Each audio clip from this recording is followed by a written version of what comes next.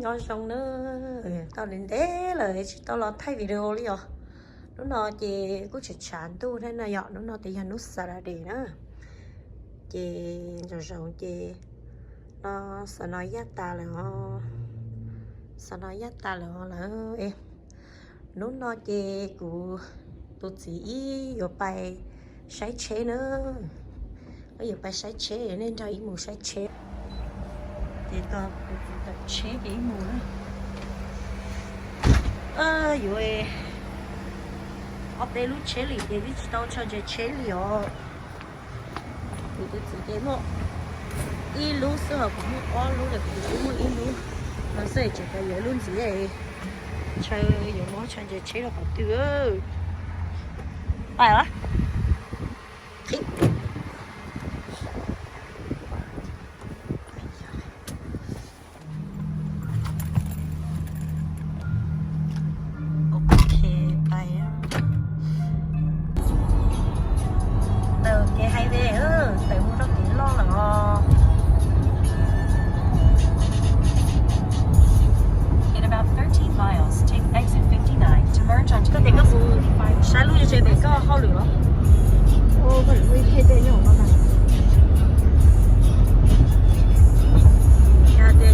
chế đâu có chế cho nó một cái nhớ nó nên cái cửa luôn luôn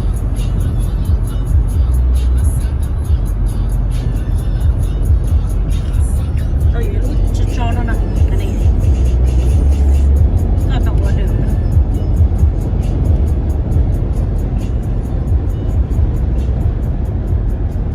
nó chả đâu hay đâu nó mang trong bộ xịt cơ chuẩn nó hay không cha nó hay luôn à, té vô á, mà cho tao không còn luôn. Bây giờ món cha ơi, đã có bù nè, sao nó lên tàu á, có tiền có loại dùng cái này. Cái phở phở rồi nè, để còn cha luôn. Phở xỏ đi lâu. Cái tiền dùng gọi vô còn xé li thổi dê, nhỏ của xin chí nữa nó nè.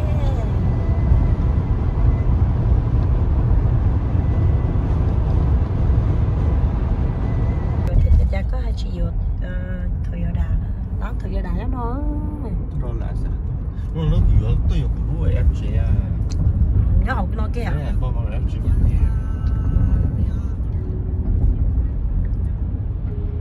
đó cái họ do này muốn đó lúc lát thời giờ đà đi muốn sẽ vào nhà cả báo chí luôn chỉ lúc nào nhà cái lúc nào lúc first thầy tôi sẽ ngon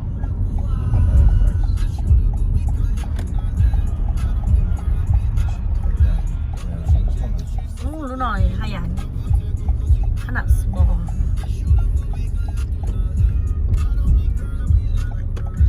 đó chỉ là cho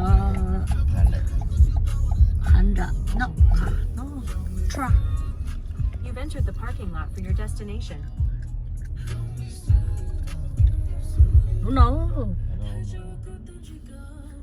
nọ là nữa lúc nọ là tôi turn it right. Ludo. À ludo nọ. Ludo lúc nọ đi à?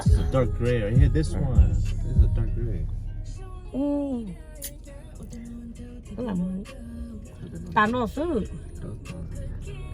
Cho sắp tổ sẽ là phải là phải đó.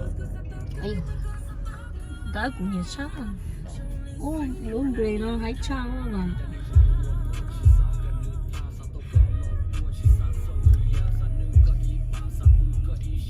chắc sao nó còn rồi chắc cũng nó non là nó cho YouTube là chỉ cả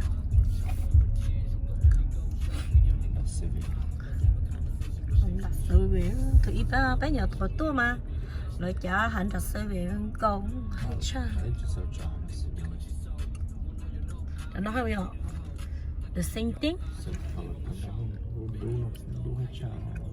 Đúng rồi. Sao cần? I like the black one better. Đặt con đi. Ôi ôi, sao thế chứ nó kia cũng lo thế à? tiền sao để chỉ nó là tờ kia cũng nó thế nào how many bây giờ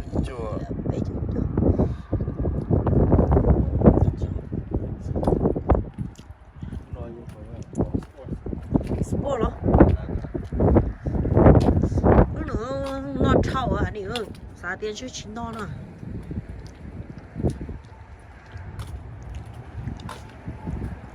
nó đây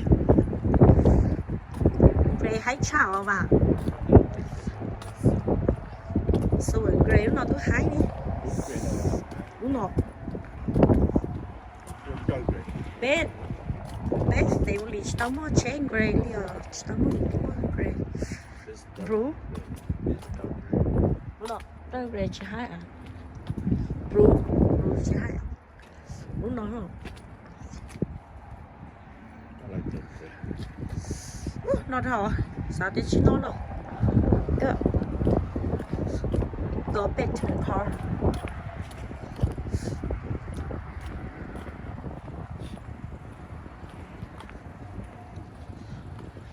nó thủy đã nó cứ còn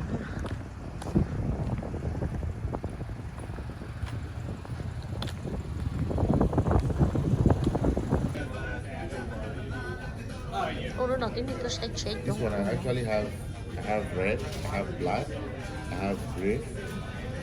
This one, I have the lighter gray, I have the dark gray. là sấy chế But they have black inside. sấy chế ở công ty nó sẽ All black like that. So cái nhà thảo luận tư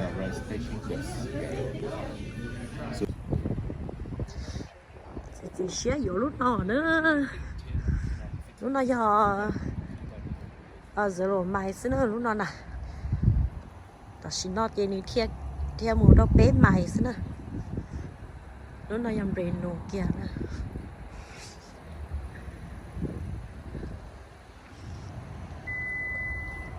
khi đặt cá là để tôi cho một tụ tà tôi tin nó sẽ chè tao kia chế lìa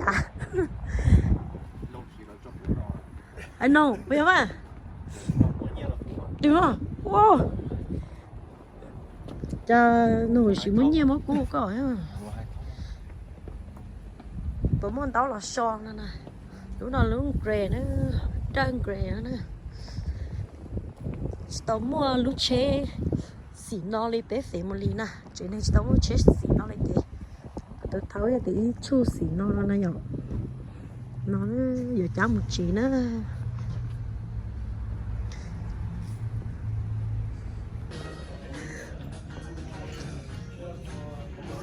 nhiều tụi đi trồng tủ theo ít tôi lý lý này à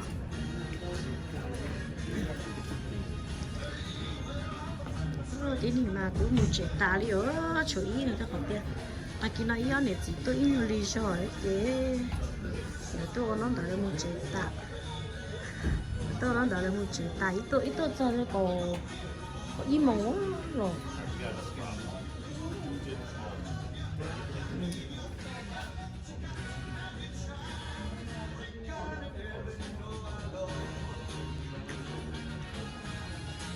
nhớ nó to luôn một nóng tới đó rồi nó tới tay ta xem yes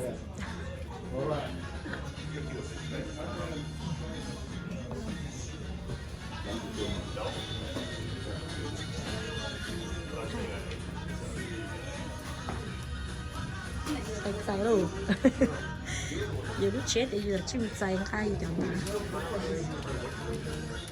You guys are all set? Chris, you've got your plates. Go play for me. Thank you. It's nice meeting you. Yep. If you guys need anything, let us Thank know. you. Have a great day. you too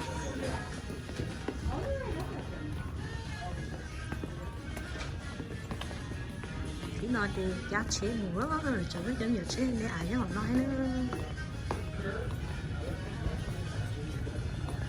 cứ ta giọt về giờ chế cả cái chế chạy thế này chỉ nhau theo chỉ nhau họ cứ cho nó mòn tu chỉ lấy show ô hành đi cái tiền lúc hành đào xe về cho lúc nào đó ô nên cầu sát tsheb lên đuôi rồi ô liền lúc vì lúc chị thì nên có ót xé không lo bác sĩ vì lúc cũng chỉ hai tương rồi nó chỉ hai lo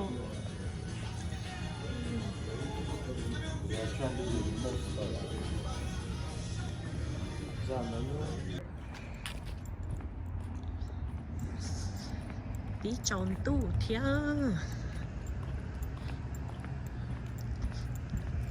ta thì bé chừng nó sai chế thì chả nó thì nó đợi tiệt kia rồi thì giá chế ta chỉ nó mua sao sao anh xài trong đó cho lo sticker để nó đấy hả nè để nó mua đồ đây hả mua đồ đây sao ôi dồi tao thì chả đảo nó trong đi nó thì mình đặt khác nó sẽ không chả chỗ đèn tới tỏ ha vía đèn tới tỏ cho nó đầy play lại tí đó rồi nó sẽ anh xài nè xài chế cho chồng mình chỉ chồng tu